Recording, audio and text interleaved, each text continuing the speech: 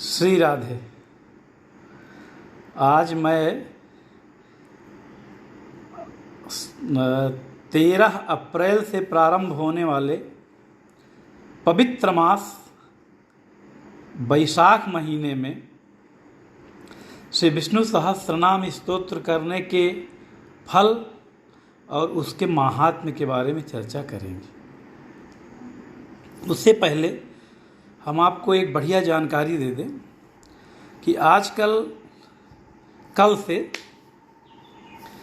मैं पूज्य संत कलयुग में व्यास जी के अवतार कहे जाते हैं, पूज्य संत प्रभुदत्त ब्रह्मचारी जी महाराज, जिन्होंने भागवती कथा, श्री श्री चैतन्य चरितावली और भागवत चरित जैसे महान ग्रंथ का निर्माण किया है, जो हम लोगों को बहुत सरल शब्दों में इन तमाम रहस्यों को जानने का अवसर मिलता है। उसी पुस्तक से हमने आप लोगों को प्रतिदिन लगभग 20 मिनट तक भागवत चरित की कथा सुनाने का निर्णय लिया है। बहुत सरल शब्दों में ब्रह्मचारी जी ने श्रीमद् भागवत लिखा है और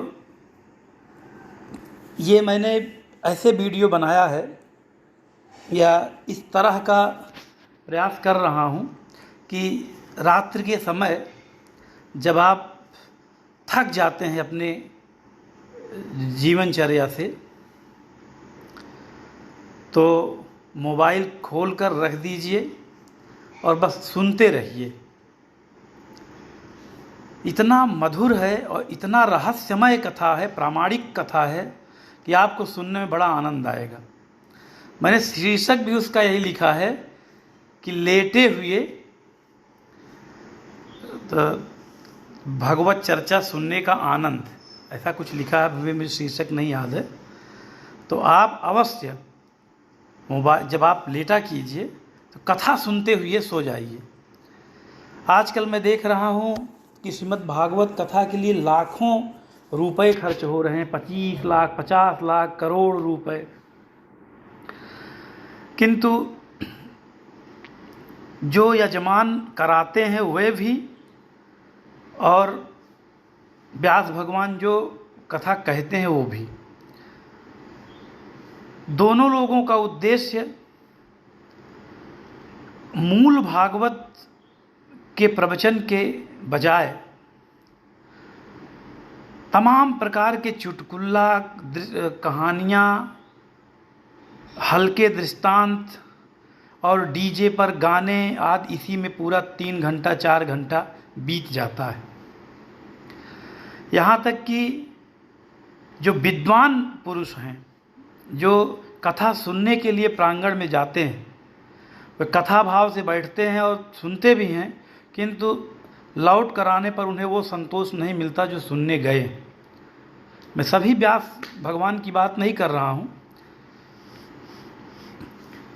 किंतु अधिकांशता यही हो रहा है। अच्छा, यजमान भी यही चाहता है कि हमारे यहाँ खूब गाना बजाना हो, चारों तरफ ध्वनि सुनाई दे, खूब नाच गाना हो, इसी को भागवत कहते हैं। किंतु भागवत इतना स्वयं में सरस है कि यदि उसका मूल हिंदी पाठ प्रवचन किया जाए तो उसके सुनने में आपको इहलोक भी सुखमय होगा और परलोक भी। इसलिए आप हमारे प्रयास को अवश्य सुना कीजिए, आपको धीरे धीरे आनंद आएगा और अगली कथा की प्रतीक्षा रहा करेगी। आइए हम वैशाख मास पर चलते हैं। वैशाख मास बहुत पवित्र है और भगवान विष्णु का मास कहा जाता है। वैशाख मास में लोग वैशाख स्नान करते हैं। प्रातः काल उठिए, सबसे बड़ा तो वैशाख स्नान का ही बहुत बड़ा फल है। प्रातः उठिए सूर्योदय के पहले, और इस समय तो गर्मी का महीना है, स्नान करने में बड़ा आनंद आएगा। सूर्योदय के पहले उठिए, स्नान कीजिए और श्री विष्णु सहस्त्रनाम स्तोत्र का पाठ कीजिए प्रतिदिन। एक दिन भी छूटे ना स्नान छूटे ना पाठ छूटे। एक शुद्ध अवस्था में आपका पाठ हो गया, उसके बाद फिर दिन में जब मौका मिले तब पाठ करते रहिए।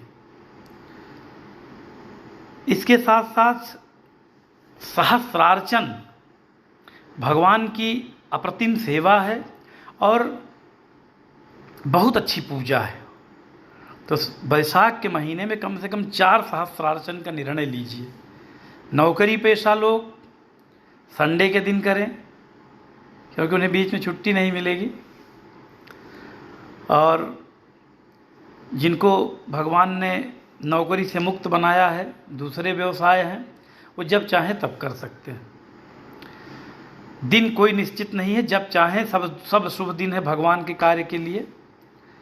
बुधवार बृहस्पतिवार हो तो और अच्छा है। सहस्रार्चन में मैंने एक दिन और विधि बताई थी। बढ़िया तुलसी दल तोड़ लीजिए 1000। अब 1000 तुलसी न मिले तो पुष्प ले लीजिए, रंग बिरंगे फूल लीजिए, कोई एक फूल आवश्यक नहीं है, और लेकर बैठ जाइए। भगवान शालिग्राम हो या भगवान की मूर्ति हो, लड्डू गोपाल जी हों, जो भी भगवान विष्णु की मूर्ति हो, उन्हें बढ़िया पीतल की थाली में बैठाइए और स्नान कराइए। जितनी सेवा उनकी कर सकते हों, साक्षात भगवान सामने बैठे हैं, करिए। स्नान कराइए, दूध से कराइए, फिर स्नान कराइए, दही से कराइए, फिर स्नान कराइए, मधु से कराइए, फिर स्नान कराइए, घी से कराइए, फिर स्नान कराइए, और शर्करा से स्नान कराइए, फिर सुगंधित इत्र और रंग बिरंगे सुंदर बना दीजिए भगवान को। और बनाने के बाद नामावली गीता प्रेस में छपती है विष्णु सहस्त्र नाम की, नामावली से एक एक नाम पढ़िए, अर्चयाम करते जाइए, या नहीं तो बस नामावली पढ़िए, भगवान के ऊपर पुष्प चढ़ाइए, नमः करिए, नमस्कार करिए, जैसी इच्छा हो। यदि आप पंडित जी से नहीं करवा रहे हैं तो ऐसे ही विधि विधान है, स्वयं गृहस्थ हैं, आप कर सकते हैं। और 1000 नाम हैं भगवान के, दिव्य 1000 नामों से उनके ऊपर पुष्प चढ़ाते रहिए। जब आप सहस्रार्चन कर लेंगे, 1000 नाम पूरे हो जाएंगे, तो देखेंगे कि भगवान यदि तुलसी से किए हुए हैं तो तुलसी दल पूरी तरह से आच्छादित हैं, भगवान ढक गए। और उस दृश्य को निहारिए, प्रणाम कीजिए और अपनी जो भी मनोकामना हो भगवान से मांगिए। इतनी सुंदर स्तुति और इतना सुंदर पूजा के बाद भगवान के साथ साथ जो उनके वैष्णव गण हैं, विष्णु के, भगवान विष्णु के पार्षद, तो सब आपके ऊपर इतने प्रसन्न रहते हैं कि निश्चित रूप से आपकी मनोकामना पूर्ण हो जाएगी।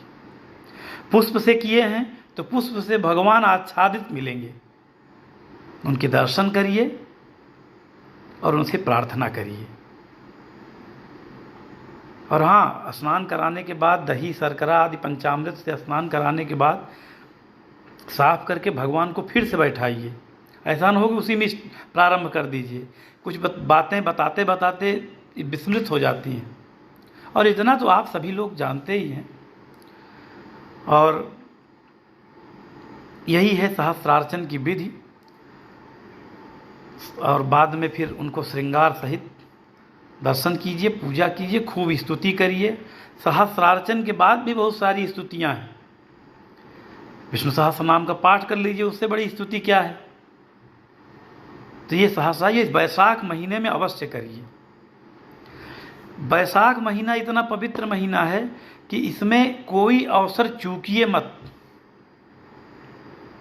यदि दीक्षित हैं, दीक्षा लिए हैं, तो दीक्षा मंत्र खूब पढ़िए, जपिए। मंत्रराज जो गुरु जी ने दिया है, जैसे हम लोगों के यहाँ नारायण का मंत्र मिलता है जो हम लोग देते हैं, तो खूब जपिए उसको। मंत्रराज से बढ़कर कोई आपके लिए मंत्र नहीं है। और चूँकि हमारे संप्रदाय में श्री रामानुज संप्रदाय में विष्णु सहस्त्र नाम को भी इष्ट ग्रंथ ही माना जाता है, तो उसका भी खूब पाठ कीजिए। पूरे वैशाख महीने में निश्चित कर लीजिए, लक्ष्य बना लीजिए कि हमें बस अपनी नौकरी करना है, व्यवसाय करना है, जरूरी कार्य करने हैं, बाकी दिन भर केवल भगवान का भजन करना है। इसलिए विष्णु सहस्त्र नाम पढ़ना है, मंत्र जपना है, मंत्रद्वय जपना है, और करते रहिए। निश्चित रूप से वैशाख पूर्ण होने के बाद आपका जीवन खुशियों से भर जाएगा। जिस समस्या से वर्षों से परेशान हैं, वो समस्या अचानक हल हो जाएगी। करके तो देखिए। श्री राधे।